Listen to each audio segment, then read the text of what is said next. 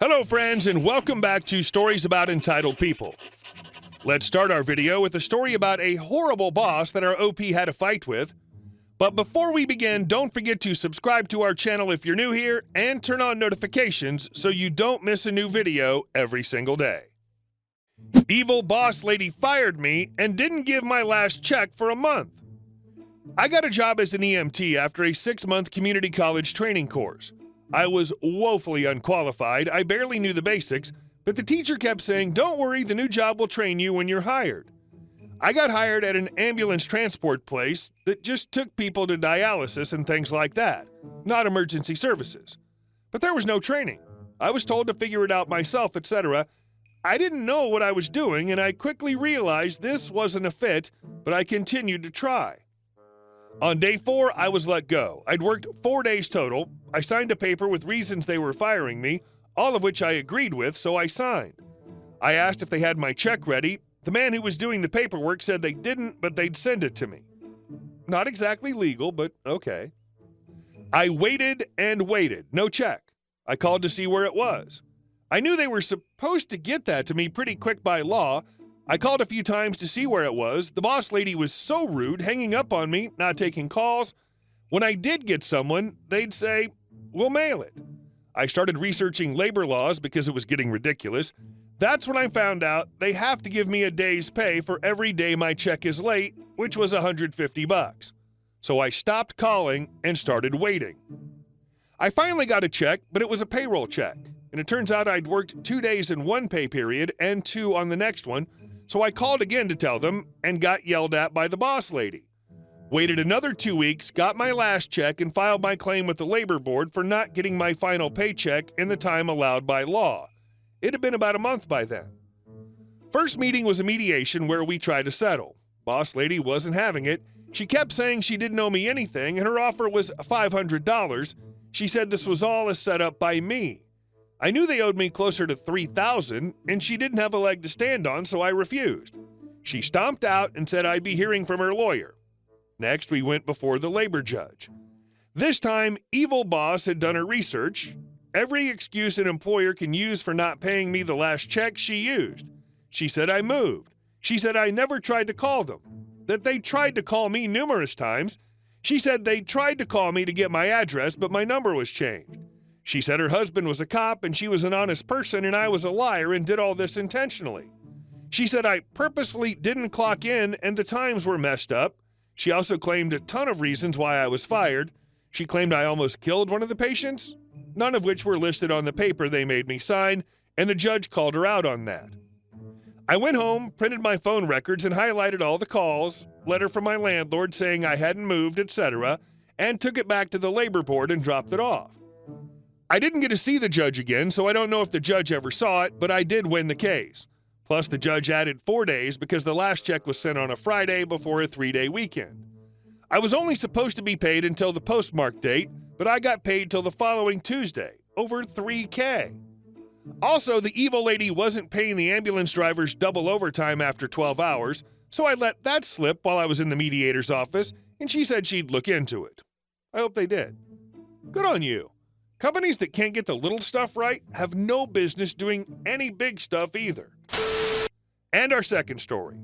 You threw my receipt at me. This happened last week. It's one of my craziest retail experiences. I work at a craft store, which is usually a pretty chill job. You can typically count on crafters to have a little more patience than most people. I'm usually a cashier, but that day they wanted me to run a demo, which I love to do. I'm in a great mood and chatting with the customers about the product we're demoing. I look up at the registers and notice a customer walk up. She's the only one in line behind the current customer at the register. No biggie, right? Well, she seems agitated, like eye-rolling, fidgeting, looking around for another cashier to come up. I'm with the customer at the demo for a minute and finish up. In that 1 to 2 minutes, 2 other families line up. I rush to the register to help out with the line. I call her up to the check stand. Remember, she was waiting a maximum of 3 minutes. Customer: "Finally?" Me: utterly confused because I know she hasn't been there that long. "Huh? Pardon?" "It's about time. I shouldn't have to wait forever." "Oh, I'm sorry. Did you find everything okay?" very icily, with actual eye rolls. Yes. Okay, great. This woman is not going to kill my mood. Customer pays, machine takes forever to process because life's funny that way. By then, customer's visibly fuming. Not my fault, but apparently is. Receipt prints. Thank you very much. Enjoy the rest of your day. Customer starts dragging away calendar, and I try to put receipt on top so she can carry both. Receipt lands on countertop because she moved it too fast. Customer starts to walk away, turns around and screams, "You threw my receipt at me! How dare you!" Wait, what? Genuinely, I'm still baffled. "You just threw my receipt at me! That was so rude!" Yelling at the top of her lungs, drawing a crowd of customers who are watching. Now I'm looking around absolutely confused as to why this woman is screaming at me for something I absolutely would never do. I'm sorry, that definitely wasn't my intention. I would never mean to do something like that. I was trying to smile and be friendly to alleviate the situation. "You did too. I know you did. How dare you sit there and smile at me? I want to return this." Okie dokie, can do. Anything to make this stop. The line's much longer at this point and the customers are staring at me. The customer continues to berate me with the same accusations for the entire return and is getting progressively more amped up as I continue to smile through my utter embarrassment and emotional distress, as I'm literally quivering from the stress. Thanks, PTSD. I finish the return. "Thank you. Have a nice day." "No, I want to speak to a manager." "Okay, can do." I call up my manager. Customer continues yelling and making a scene, but I don't remember exactly what was said. Again, thank you, PTSD. I look around at the customers gathered, and they're all super uncomfortable. I look over at her family, and they're looking everywhere but where their wife/mother was making a scene. Manager arrives and introduces herself. Customer starts unloading on her and says basically everything that she's already said, including a few-minute-long tirade about how I'm just standing there smiling all smugly. Trust me when I say I was not smug. My manager listens to her for a while and says, "Okay." She knows me well enough to know that's not my style. I have multiple customer raves every week in our surveys. "Is that all you have to say? Aren't you going to do something? What are you going to do?" The manager looks at me, says, "Would you like to head to the back?" I say, "Yes, thanks." I leave the situation, get to the break room, and cry from the emotion and stress of a crazy person unleashing on me out of nowhere.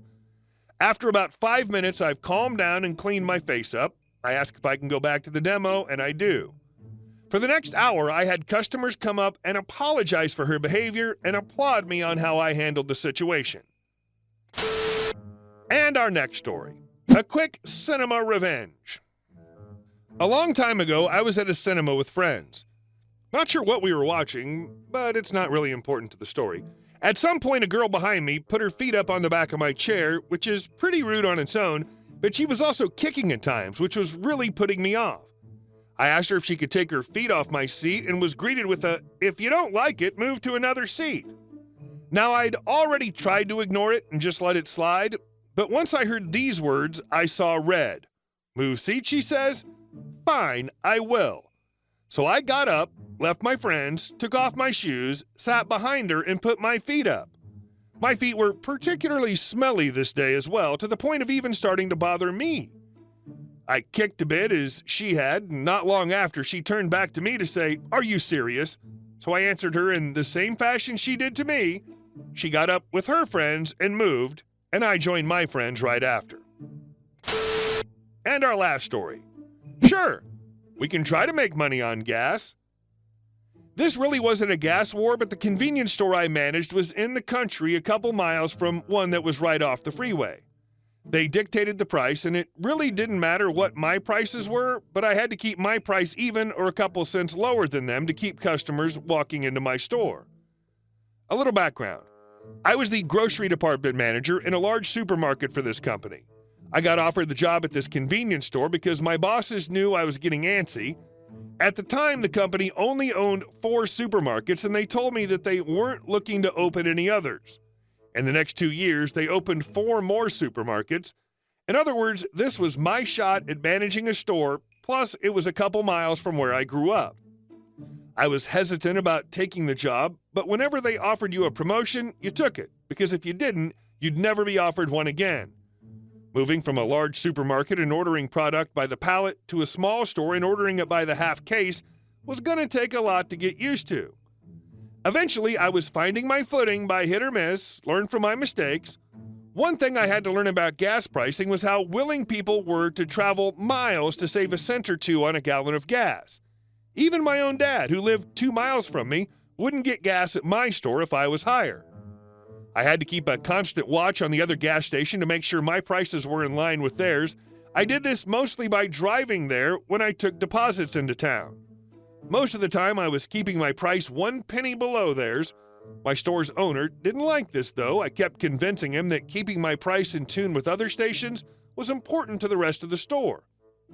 Eventually, he started lecturing me about how much gas storage tanks had cost, how much the pumps had cost, and how much the lighting had cost. He ordered me to keep the price 2 cents higher than the other station. Okay, I tried, but what could I do? He just didn't realize that he needed to keep level with the other station in order to sell the profitable items that were inside the store. From then on, I made sure my price was 2 cents higher, but I also was going to keep track of my sales over the coming months. I let it go on all summer, the summer of despair. At the end of summer, I had my ammunition. Gas sales had dropped by half or more, but more important, so had our sales from inside the store. I'm going on memory now, so my totals are probably off somewhat. This was in the 1990s, and total sales for the store were probably down $20,000 to $25,000, and the profit he made by selling gas 2 cents higher was maybe a couple $100. So he spent $25,000 in order to make $200. In September, I went in with my information and explained it all to him, and he relented. He allowed me to stay at the same price as the other station. Once I did that, business came back. Not enough to save that gloomy summer, though.